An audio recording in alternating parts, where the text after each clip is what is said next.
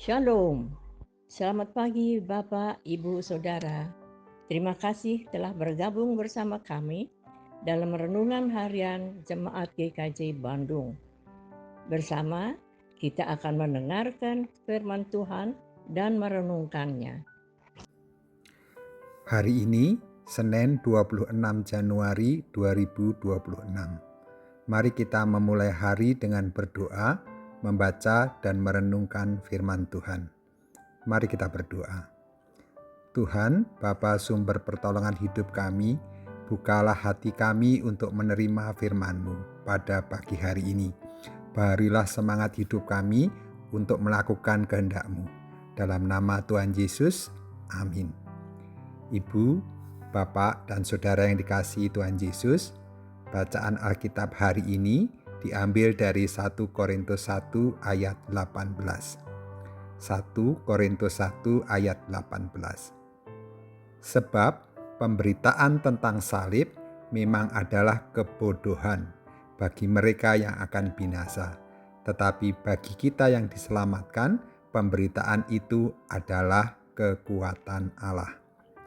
Tema renungan kita hari ini, apakah kairos itu suatu kebodohan? Apakah kairos itu suatu kebodohan? Kita mendengarkan khotbah minggu kemarin, Yesus memulai karyanya dengan memberitakan, bertobatlah sebab kerajaan surga sudah dekat. Matius 4 ayat 17. Yesus juga memanggil murid-murid pertamanya, yaitu nelayan, Simon Petrus, Andreas, Yakobus, dan Yohanes. Menanggapi panggilan Yesus, mereka berempat segera meninggalkan profesinya, jalannya, perahunya, pekerjaannya, kehidupannya yang semuanya sudah dipahaminya. Petrus pernah berkata kepada Yesus, "Kami ini telah meninggalkan segala sesuatu dan mengikuti Engkau." Markus 10 ayat 28. Ibu, Bapak, dan Saudara yang dikasihi Tuhan, bagaimana kita memahami kisah panggilan ini?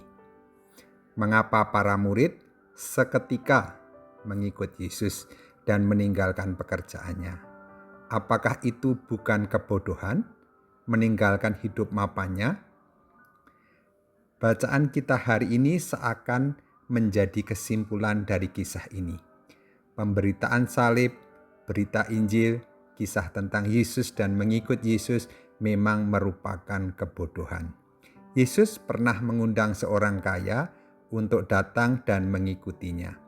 Orang kaya itu kecewa, lalu pergi dengan sedih karena banyak hartanya. Markus 10 ayat 22. Jadi, mengapa 4 murid itu menjadi bodoh untuk mengikut Yesus dan meninggalkan segala sesuatu? Ibu, Bapak, dan Saudara yang dikasihi Tuhan, disinilah ada pemahaman tentang kairos, waktu Tuhan. Mereka telah merasakan kairos, waktu Tuhan hadir dalam diri mereka ketika mendengar berita, bertobatlah kerajaan surga sudah dekat.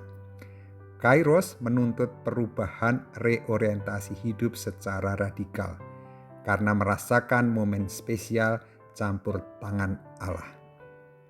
Kisah di Alkitab, banyak pribadi-pribadi merasakan kairos ini. Misalnya, Paulus yang bertemu Allah dalam perjalanan ke Damsyik, dan kisah Sida-Sida dari Ethiopia yang dibaptis oleh Filipus, dan masih banyak lagi.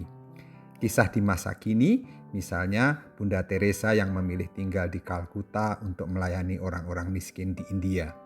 Atau barangkali kita mengetahui sejumlah pemberita Injil, termasuk ada di Bandung, meninggalkan kenyamanan hidup di negaranya untuk bersaksi tentang Injil di tempat lain.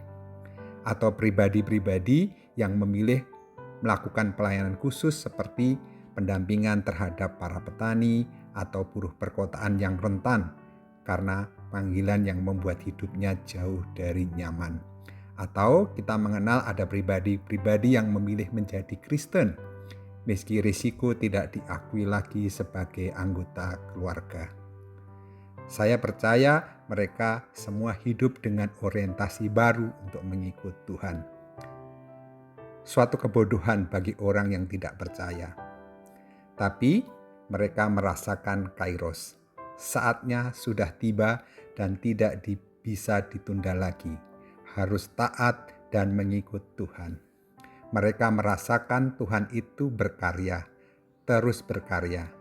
Dan karena terus berkarya itu, kairos memberinya kuasa atau kekuatan dari Allah.